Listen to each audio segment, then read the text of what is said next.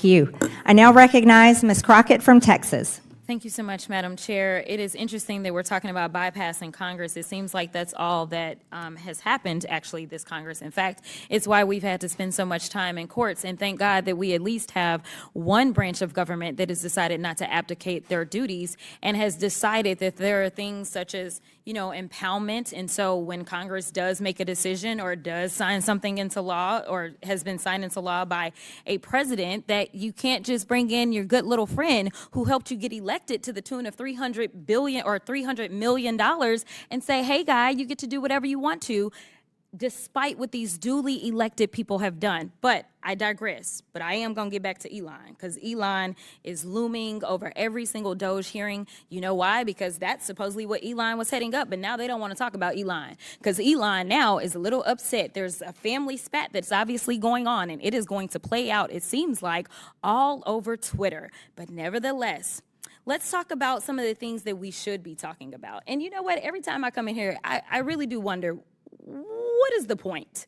Like, why are we here? Because it doesn't seem like we're doing efficiency, right? Like, have we seen Elon? No. Have we seen anybody that works for Doge? No. But we're in the Doge subcommittee and we're talking to everybody but the Doge people. So to hear the comments about Stacey Abrams, it really got me going. And a lot of times when we come into this hearing room, it's all about politics.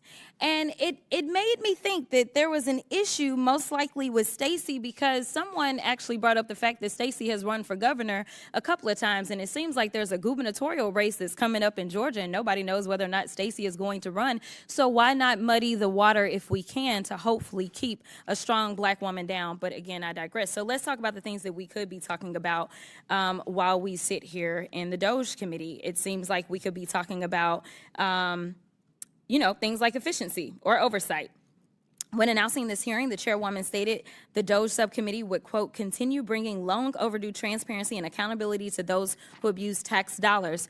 But so far this Congress, Republicans have focused their oversight responsibilities on things like defunding Big Bird, as well as attacking, of course, trans kids, because they're really the big threat that we have. We could be talking about how the Trump administration is ignoring these court orders, supporting American citizens, or targeting members of Congress for prosecution, or how Trump signed an order deregulating the cryptocurrency industry just as his family launched a digital currency. We could be having a hearing on how Trump fired members of the National Labor Relations Board for bringing a suit against Elon Musk, or how the Trump administration dismantled the Office of the Federal Contract Compliance while the office was investigating Tesla for alleged racial harassment, or how Trump dropped lawsuits against numerous large companies after they donated to his inaugural fund. We could have a hearing on whether Trump violated the emoluments clause when he not only, it seemed like he asked for a $400 million jet from a foreign government. Trump has put a for sale sign on the lawn of the White House and has allowed wealthy donors to dictate how the government operates. That's what we should be having a hearing about, but nope.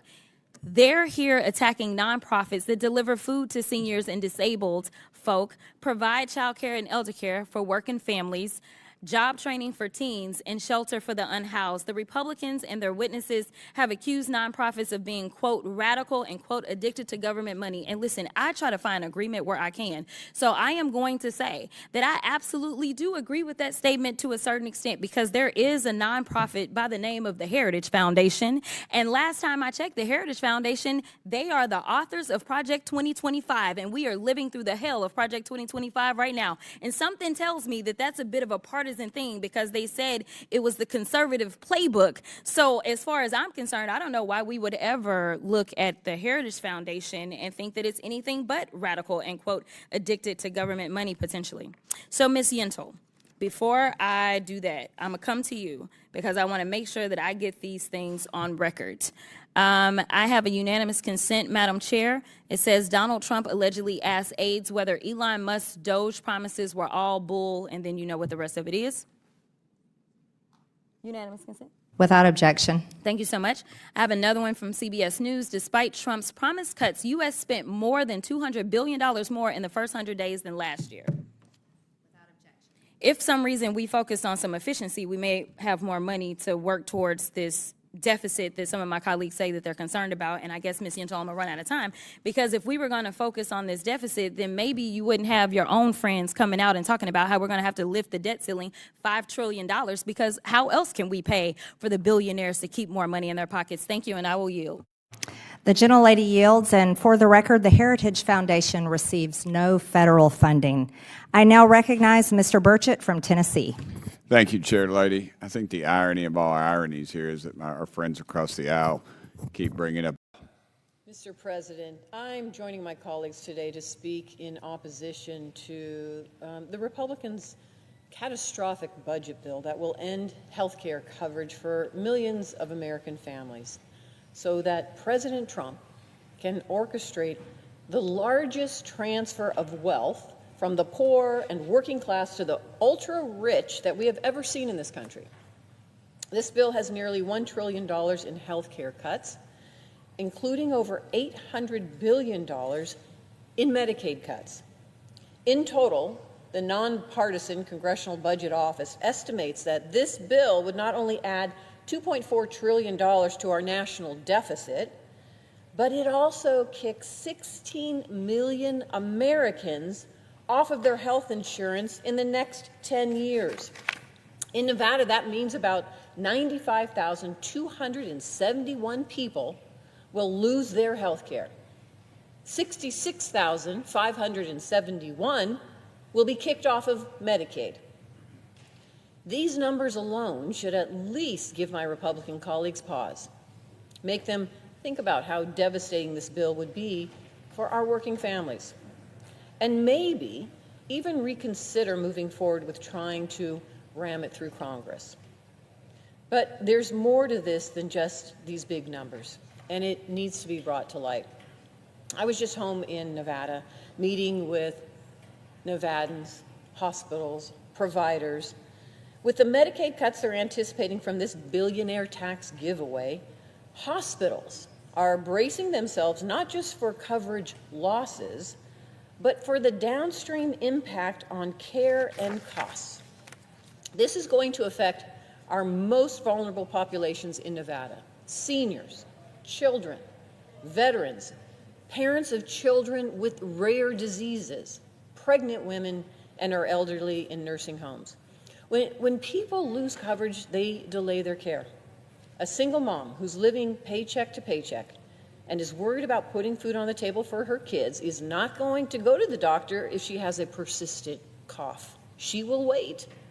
But that means that when her cough turns serious, making it harder for her to breathe, she'll have to go to the emergency room for treatment. By then, it's more dangerous for her and more expensive for everyone involved. The hospital she goes to has to treat her, regardless of whether or not she has health insurance. If she can't pay, the hospital is on the hook for the cost of her care. Now, if you are in a rural or underserved area, of which we have many in Nevada and across the country, and the one hospital for miles can't afford to keep those doors open, it may scale back or close altogether. And the hospital staff have to choose which services to cut. Labor and delivery, mental health care, trauma units. These are services entire communities rely on. Or will they be forced to close entirely if they can't make up the costs? In rural Nevada, people sometimes have to drive 2 to 3, 4 hours to see their doctor. A hospital closure would be devastating for rural families trying to access even basic care. That's the danger we are facing with this bill. This isn't just about Medicaid patients. As providers look to cover the cost of treating more uninsured patients, those expenses will shift to everyone, to working families and to employers. Premiums and out-of-pocket costs will soar. Also, that this president and Republicans can pay for tax cuts for billionaires. You know, this is always also going to impact Nevadans who rely on the Affordable Care Act for their medical insurance. Republicans, in their bill, cuts almost $300 billion from the ACA marketplace plans. And that would kick about 29,000 Nevada small business owners, middle-class families, and legal immigrants like Dreamers off their health care. It would also increase Medicare premiums for over 1 million seniors, and it could end health care coverage for 1.5 million children. These are real people who are going to lose their coverage as a result of this bill. And this impact would be lasting. This bill is so expensive that it would force Congress to make even more Medicare cuts in the future. For those who don't immediately get kicked off their health insurance as a result of cuts to Medicaid, my Republican colleagues want to implement burdensome work reporting requirements so they can take away coverage from even more Americans to pay for those billionaire tax cuts. In Nevada, over 67% of Medicaid recipients, they're already working. But if this bill passes, those working families will have to jump through even more government reporting hoops to prove that they work. We know this from states that have tried this, like Arkansas, that people lost Medicaid not because they didn't meet the requirement, but because they couldn't keep up with the red tape. Think about this. People working who already have access to Medicaid, they're making it harder for them to get it, which means that then if you lose your Medicaid and your insurance, there's a possibility that because if your health gets worse, you're going to lose your job. We're going backwards. This bill adds complex paperwork, frequent deadlines, and little flexibility to the everyday lives of hardworking mothers, veterans, and families across the country. And why, again? Because the Republicans' goal is to take Medicaid away from as many people as possible so that they can find revenue to pay for the tax cuts for billionaires. Think about what I said at the beginning. It's the biggest shift in our country of wealth from the poor and the working class to the billionaire class. Instead of making the billionaires pay for this, they're taking it off the backs of the very people that are working in this country in the middle class. And they're preventing from the poor from getting into the middle class, and they're making it harder for the middle class. This is absolutely absurd. It is un-American, and we cannot accept this as our new normal. So, my Democratic colleagues and I are going to continue to stand against this outrageous and dangerous bill because we know that the American public deserves better. Americans deserve a Congress that is helping to lift the poor into the middle class and helping the middle class have their lives a little bit easier. And if we're talking about who should pay their fair share, well, I can guarantee you if we polled Americans, they would say it was the billionaire class. The billionaire class should pay their fair share and not make it harder. Not make it harder for the poor and the working class just to get by and just to get through the day. With that, Mr. President, I yield the floor.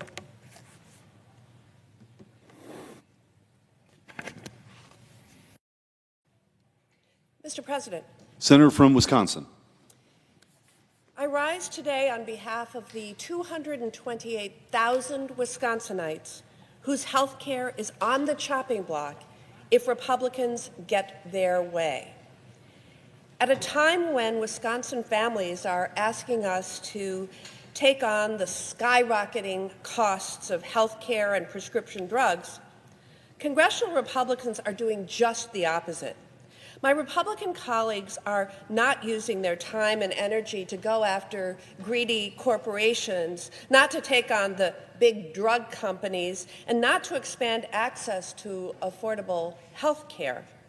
But they are instead forging ahead with a bill that will kick millions of Americans off of their insurance and jack up the cost of health care for millions more. I keep hearing my colleagues falsely claim that we are exaggerating how horrible this plan is for working families. They want to pretend these cuts are just going after waste, fraud, and abuse. And I'm not here to engage in a he said, she said about this. The Congressional Budget Office, a nonpartisan analyst, released a new report today and found that the Republican plan will result in 16 million Americans losing their health care. That means that those last-minute changes that were made in the middle of the night in the House resulted in 2 million more people being kicked off their health care. Of those 16 million, nearly 150,000 Wisconsinites will lose their Medicaid coverage. And sadly, it doesn't stop there. This bill is yet another attempt to chip away at the Affordable Care Act. In my state, over 80,000 Wisconsinites will be priced out of their affordable care. And more will see their marketplace coverage costs skyrocket. We are talking about children with disabilities, grandparents, working families, and so many more whose health care is literally right now in jeopardy. I heard from Annette in Kenosha, Wisconsin. She has 3 children, including a 6th grader with severe special needs. She wrote to me about her daughter Maya's first year before they got access to Medicaid. She says, and I quote, "We paid $16,000 out of pocket after insurance for her hospital bills, surgery, and appointments. It destroyed our savings and pushed us to the brink of losing everything. Medicaid is not fraud, waste, or abuse. Medicaid supports kids like Maya who are in desperate need and the families who love them," end quote. She told me that she doesn't plan to stay on Medicaid forever, but that program has been, quote, "a godsend to us right now. It was a rigorous process to qualify.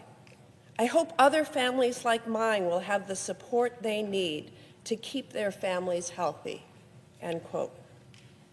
I also heard from Evan in Madison, Wisconsin, who's undergone 2 brain surgeries and subsequent radiation over the last 10 years to treat brain tumors, in part paid for by Medicaid. He wrote to me, and I quote, "I sacrificed a lot to hopefully become a part of the working class. If Trump meddles further with my health care, I won't be able to afford my medication that literally gives me the ability to go out and be a part of my community."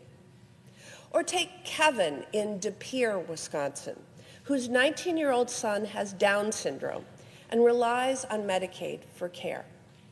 Kevin had a message for my colleagues who are considering advancing any cuts to Medicaid. He wrote, "I ask you to remember that Medicaid is not about dollars. It's about dignity, about opportunity, and ensuring that all individuals, regardless of ability, can thrive." For Americans like Kevin and Annette and Evan, Medicaid is a lifeline. Without it, millions of families would forego the care or face almost certain financial ruin. But congressional Republicans are putting all of that on the line, making Americans jump through more hoops and over more red tape to access their life-saving care. And why? To kick enough eligible people off Medicaid to pay for their tax cuts that overwhelmingly benefit corporations and their special interest donors, the very same corporations that jack up the cost of health care on Americans in the first place. And as deep as these cuts are, they fall far short of the total cost of the handouts that the Republicans are proposing in the form of tax cuts for the wealthy and corporations. Their plan won't just kick 16 million Americans off their health insurance or 4 million Americans off of food assistance. The Republicans' plan will also balloon the deficit by $3 trillion over the next decade. While Republicans spend the rest of their summer figuring out how to pass their agenda that puts their campaign donors and corporations ahead of working families, I'll keep raising the alarm bells about the real Wisconsinites whose health and lives are in the balance if they get their way. And I yield the floor.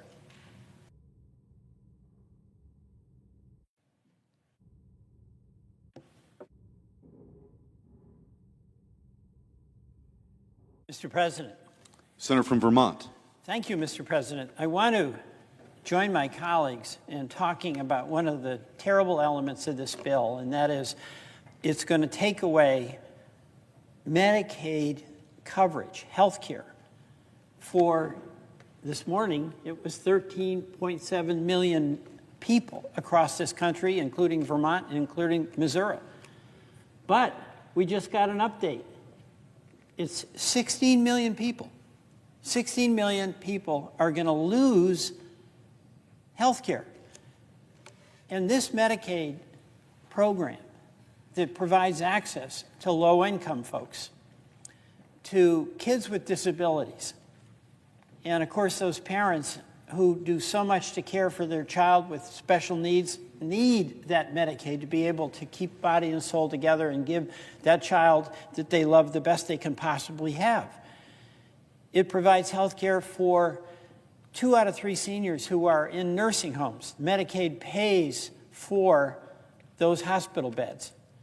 So how is it that at a time when health care is expensive, it's getting out of reach for more and more people, it is the biggest expense many families face, that we are actually considering in the United States Senate a bill that would take away health care from 16 million people? It's hard to believe that the United States Senate has any degree of appreciation for the reality of the everyday lives of folks who depend on this health care. The legislation also takes away subsidies that have made it affordable for people to buy into the Affordable Care Act, known as Obamacare. It's the margin that is necessary for thousands, millions of people to be able to continue to get health care coverage through the Affordable Care Act. So we literally have a piece of legislation that is going to take away this health care for individuals. It's going to take away health care from families who are getting access through the Affordable Care Act. This bill also is cutting nutrition programs. You know, the SNAP benefits really matter for lower income families. It's how they feed their kids. And in your community and in mine, we have thousands of volunteers who put together food shelves, community food programs. They do Meals on Wheels. They volunteer to do everything they possibly can to help our kids in school with nutrition, to help with the Meals on Wheels for our seniors, and then, of course, to distribute and help with the SNAP program. Millions of Americans are going to lose that. And by the way, that SNAP benefit, it amounts to about $6 a day, maybe a little more. Hardly a big bonanza, but an incredibly important component of keeping body and soul together. It's the meals that are so essential to the well-being, not just of our seniors, but to our children. So all of this is being done as a way of, quote, paying for legislation that is going to lower taxes. And I don't know how it works for you in Missouri, but when I'm talking to Vermonters, nobody has come up to me and said, Peter, you have got to get to work on getting me that tax cut. Nobody believes there's a tax cut in this bill that's going to be anything at all meaningful to them in their struggles with affording paying their bills at the end of each month. Now, if you're in the uber wealthy class, you'll get $250,000. you know, that's real money. Although for some of those folks who are making millions of dollars a year, there won't even be anything they notice.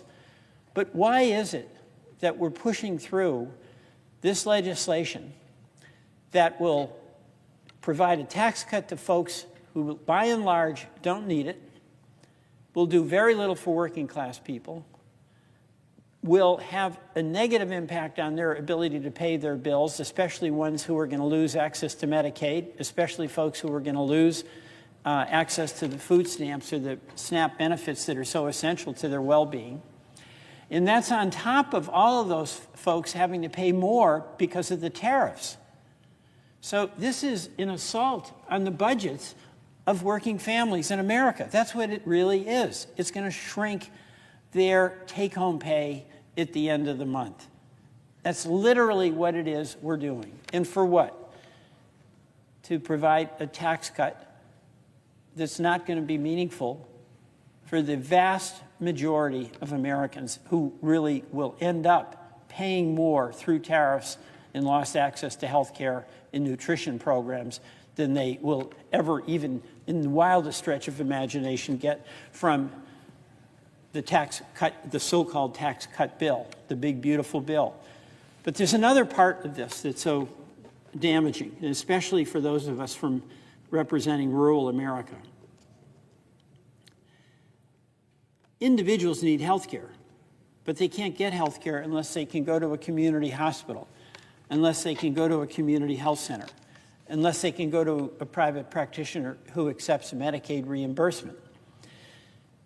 All of those people who lose access to Medicaid to pay those bills are going to continue to show up at the doctor's office. They're going to show up at the emergency room. They're going to go to our community hospitals. They're going to go to our community health centers. And those health centers and those doctors will continue to do everything that they can to provide care, even if they don't get paid. But at a certain point, they can't continue. They can't keep the doors open. They can't pay salaries to staff. They can't pay the light bill. So what this does is not only take away access to health care for individuals, it starts to unravel the health care system to deliver health care to people in the community. Those institutions that lose the modest revenue reimbursements that you get from Medicaid, far less than Medicare, far less than private pay, are going to lose that revenue in those institutions, those hospitals, those practices already operating on a very thin margin are going to go out of business. And then what happens? We put all of the pressure for paying for the healthcare system on the private sector. And what we have seen over and over again is the so-called cost shift. It's a real thing. It's not a so-called cost shift. It's real. So the more money you take out of Medicaid, the more money and more burden you put on the private insurance market. And who pays that? A lot of our employers. You know, in Vermont, and I'm sure this is true in Missouri, our employers really care about, our employers care about their employees. And there's a struggle every year for employers who want to provide employer-sponsored health care when they get the sticker shock of a 10, a 15, a 25% increase in premiums.